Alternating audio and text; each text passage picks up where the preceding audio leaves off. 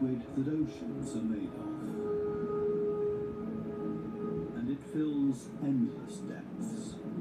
Only few will venture out into the endless open ocean of this vast underwater world. Most of the ocean inhabitants live in the city, as it were, like human societies. Very close together, with friendly neighbours and nasty co-tenants.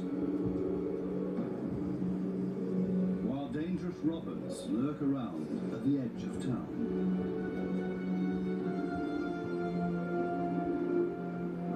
To assert yourself here, you have to be equipped with all kinds of tricks and clever strategies, or lie and cheat. Coral reefs are the largest structures in the world. They're giant submerged metropolises.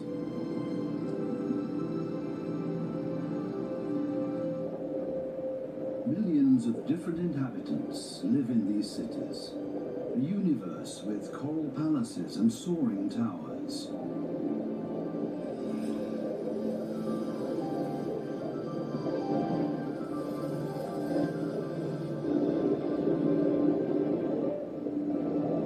Every neighborhood has a chief. The entire street belongs to this guy. No trespassing, okay? A typical large city, with all the noise and ruckus.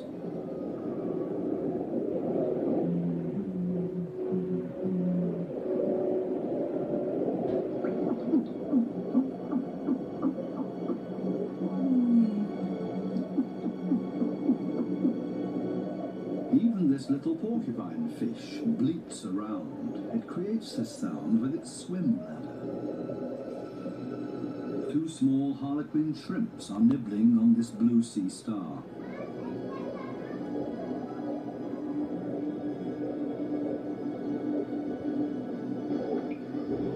If someone else shows up, he will catch hell.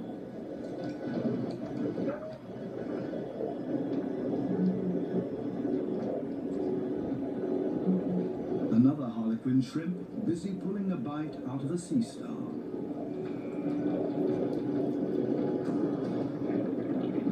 Moray eels in disagreement.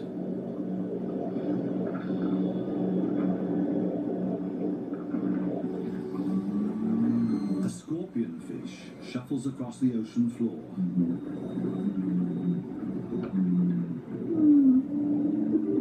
Everything and everybody makes a lot of noise. A boxer crab threatens everybody that comes by, holding two poisonous anemones in its claws. At least the anemone reef looks peaceful, or doesn't. The clownfishes are having a huge squabble. Who does this anemone belong to? We can hardly see this fish, but he's easy to hear, a crocodile fish. Does this giant puffer fish hear something?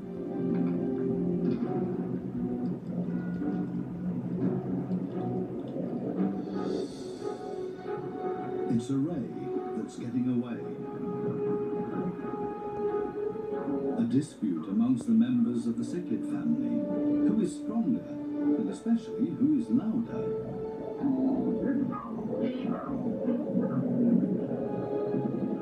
Two Walkman fish are noisily trying to woo a female.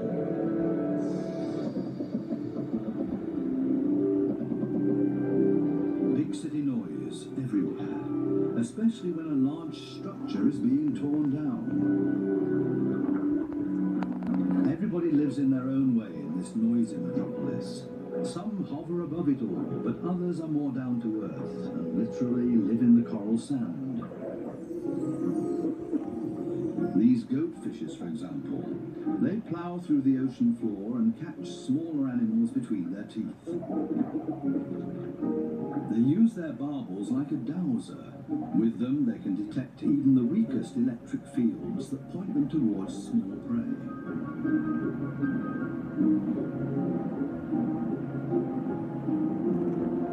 These gobies also dredge through the sand and feed on what they find in there. There's another way of finding prey in the sand. This blue-spotted stingray uses its wings like shovels, and there's always a chance of stealing something. While one works, others just stand by and feed on what's left over, maybe a piece of crab or a mussel. You have to be very familiar with this area to find the best morsels.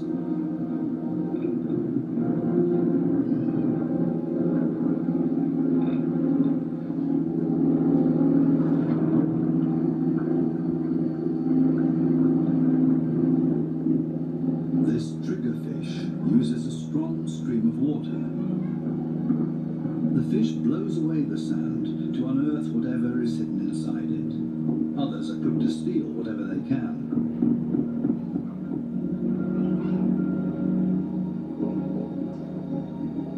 The triggerfish is a commanding fish, and most reef inhabitants are easily intimidated by him, except for these strange visitors that don't seem to show fear. In any case, it's best to cover them up with sand.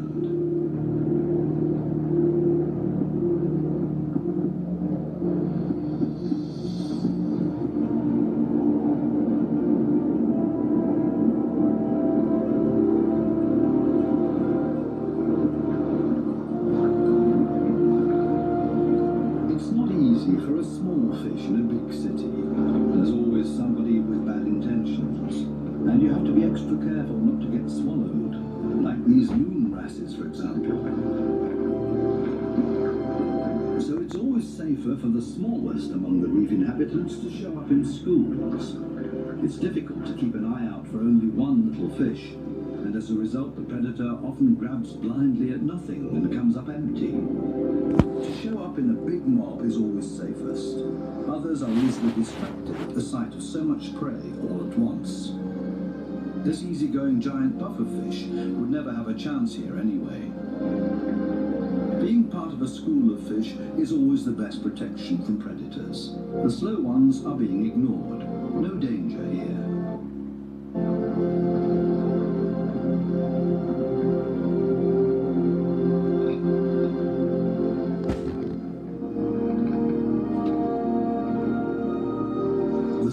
Distributes the danger. If there are 1,000 fishes, any of them can be the target, and 999 are going to be just fine.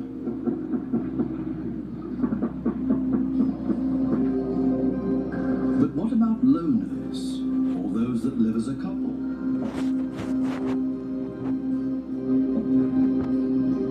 Seahorses, for example, camouflage themselves to look like the coral branches they're holding on to.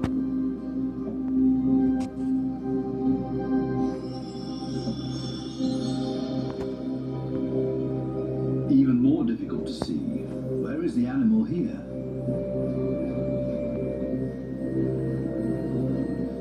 Only the eye betrays this trumpetfish's camouflage.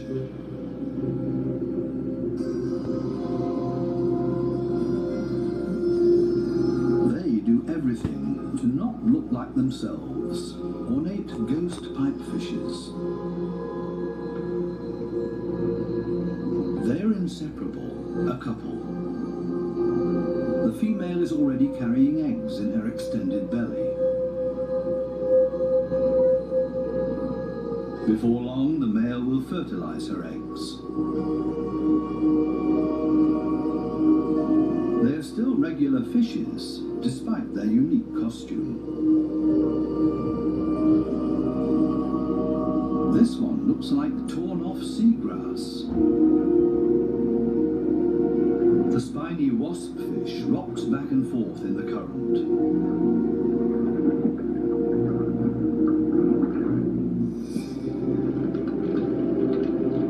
Not a monster, but ingenious camouflage. A spider crab that's decorated its head with a sponge. This will deter any predator.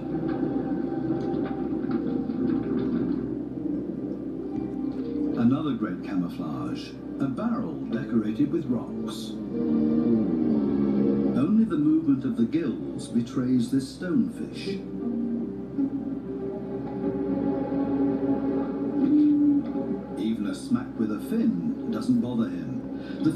knows it will not hurt him. It only shoves him a little further to the side.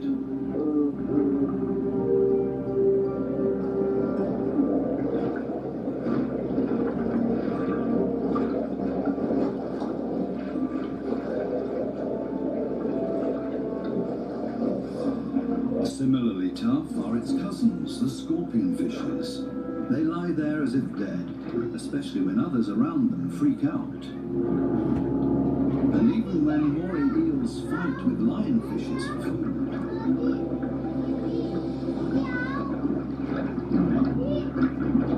The scorpionfish lies in wait for its chance, and then immediately becomes completely motionless again.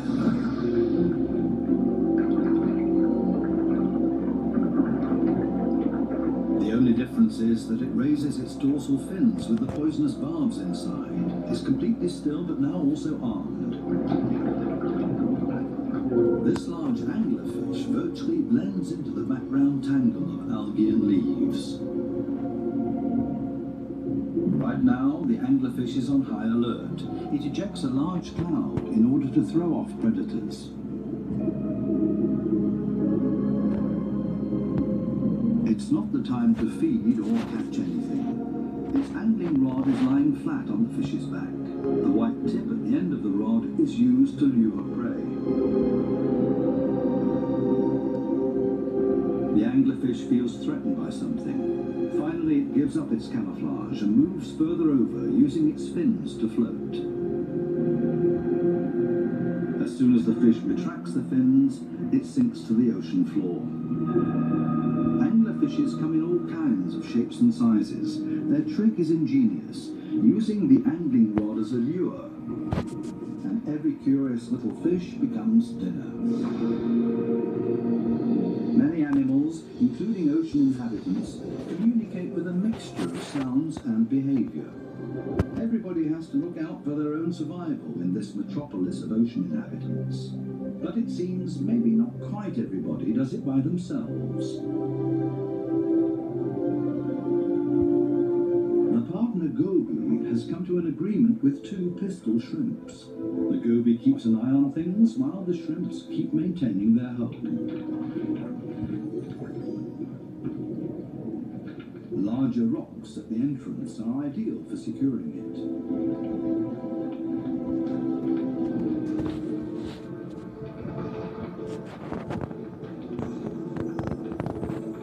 They're an experienced team. The shrimps keep in constant contact with the goby and even massage the fish's belly.